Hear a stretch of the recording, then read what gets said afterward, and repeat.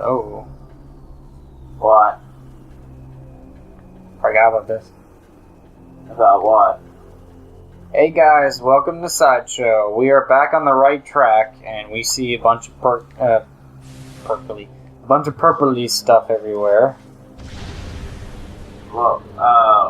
Yeah. Dark Samus! Yay!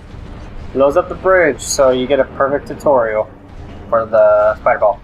So I am trying to think of a movie that I actually did quite possibly walk out on. Oh, I know one that made me want to walk out, but I didn't. Quantum of Solace. Yeah, I thought it was fine. I didn't! It felt like the fucking transporter, but James Bond is the star.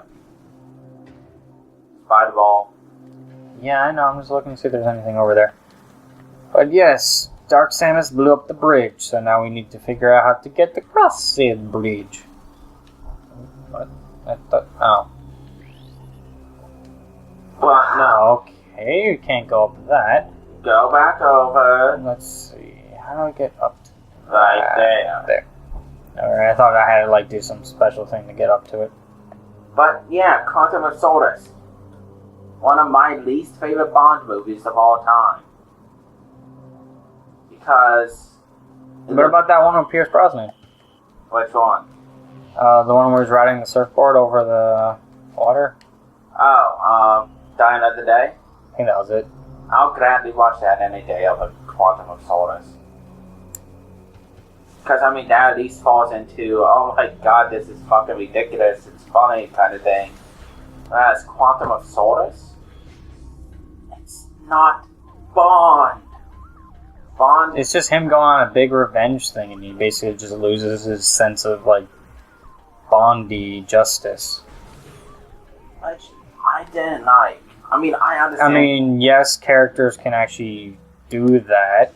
Yes. And, like, lose their way. Well, I can understand why, but if I'm paying to see a Bond movie, I'm paying to see Bond be Bond, not Bond be the guy from the transporter. So you're saying if, let's see, I need an example of a movie series that you actually like other than James Bond. Because I can't think of any right now. Star Wars, Lord of the Rings. Alright. Say in Star Wars Episode 5, I guess. Say if Luke Skywalker did something totally out of his character, would you hate the movie? Because he did it for his own emotional reasons. What caused it? Trauma. And like, he almost kind of did. Not really. Honestly, He went more to the dark side and like the other. Honestly, stuff. if he hadn't lost his lightsaber when Vader cut off his hand, I honestly could have seen that going a completely different way. I really could have. And you also have to remember, Lucas, at that point in time, was an amazing fucking writer and director. So, I wouldn't say that the stuff he wrote after that was bad. I mean, it was no sense bad writing, but bad acting and other factors made those movies bad. like Anakin becoming a money pussy bitch, therefore degrading who Vader is.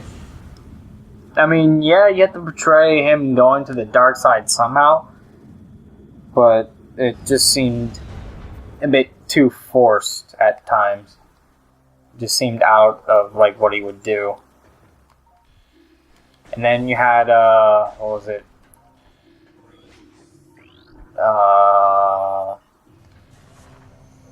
The Indiana Jones movie. What about it? The Kingdom of the Crystal Skull. Did you hate it? Not entirely. I didn't hate it at all. I thought it was fine. There was really nothing wrong with it. The only It's like, oh hey. The only thing I did not like really was Shia LaBeouf. I didn't find him bad either. He was an actor in a movie. Wasn't a like Okay. He actually felt there. I have enough, well, not really enough, but a like-hate relationship with Shia LaBeouf. When he's good, he's good. But when he's... when his character is written... When he's typecast as a whiny teenager? Yeah. That's when I can't stand him. Because I can't remember if this is a Disney movie or what.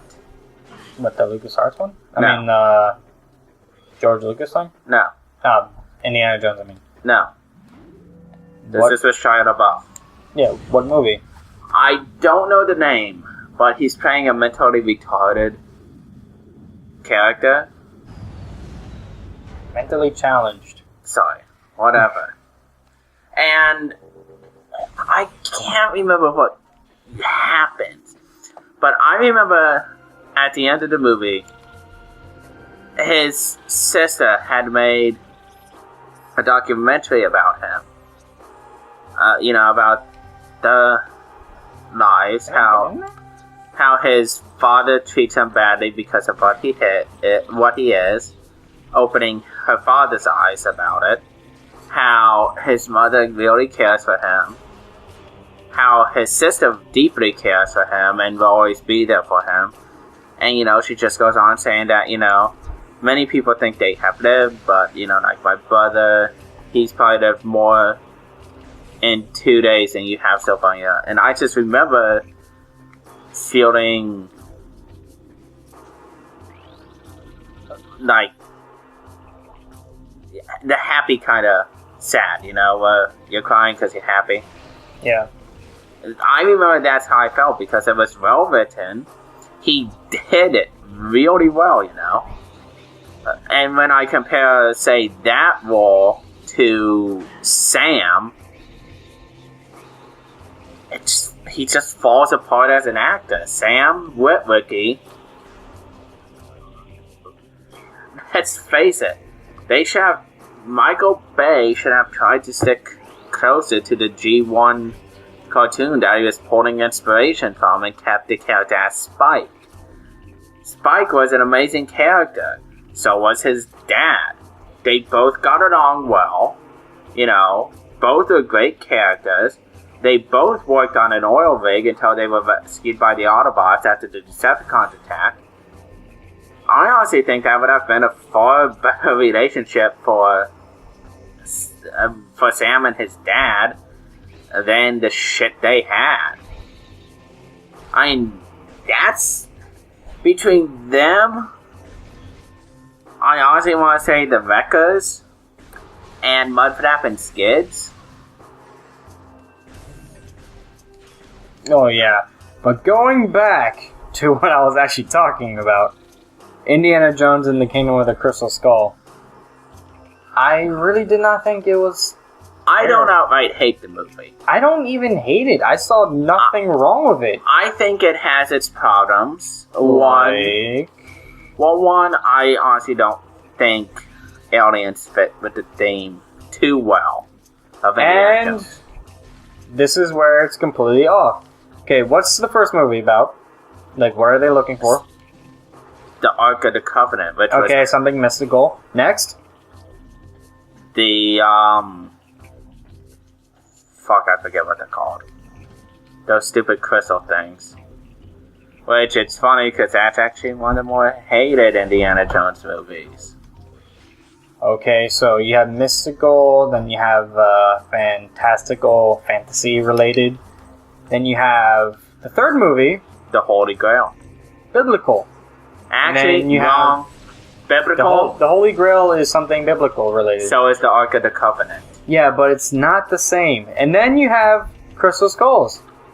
Supernatural. Supernatural. So but to turn it into trans-dimensional aliens... It's still supernatural, like extraterrestrial stuff. It's completely... Yes, but Indiana Jones has always been more... Hey, this is probably what it is, The Ark of the Covenant was created by God to hold, I think, the 10 Commandments, and I forget what else. And only really biblical and mystical related. And otherwise known as fake to most people. Hold on. And I can't remember what book it is. I can't remember if it's like Peter, whatever fucking apostle, whatever you want to call them. God told the carriers of the ark to circle, I think it was Jerusalem, for 7 days, or 10 days, something like that. Like, with the ark. And at the end of the last day, everyone in the city should be dead, or shall be dead. So, who's to say that power wasn't in the Ark of the Covenant, and that you got there is the ending of Raiders of the Lost Ark. Yeah, Now, and then, think of what you're saying here. Everything's a theory. Second movie, everything was a theory. Not necessarily true. Probably not true, more than likely. Third movie, completely the same thing. Fourth movie, the crystal skulls exist, yes. Yes. But it's still a theory to what their origin is. It is... What I want to... The crystal skulls themselves are clearly not made by, like, humans. Like, it just looks completely, but we're like... also talking about ancient humans, which, need I remind you, buildings like Machu Picchu, the Roman Colosseum... Yeah, they're still pyramids. man-made and still clearly I'm not possible to make. I'm not really finished here. The pyramids originally did not look as they do, like you can climb them. They originally put cover stones over them to make them look smooth. And then they degraded over time, but it was still man-made. Yes, The crystal skulls themselves do not look man-made. Well, another two I want to throw out. Stonehenge and the statues on Easter Island. Still look man-made. Except those statues are fucking massive. And man-made. And that you don't even see the entire statue. Those heads have a body under them. So one of two possibilities: either they carved them and then moved them and carved them, or those rocks are fucking there. Or, as you're trying to claim, alien in origin. No, they are man-made. Completely man-made. A man sat there and carved those things out. The crystal skulls, though, no, like, refinery or anything had, like, any knowledge of how to make them until after they studied them. And even then, they still look not right. Like how the moment I open that, everything just starts shooting at me. Yeah. But you know what? Next time on Talk Show? No.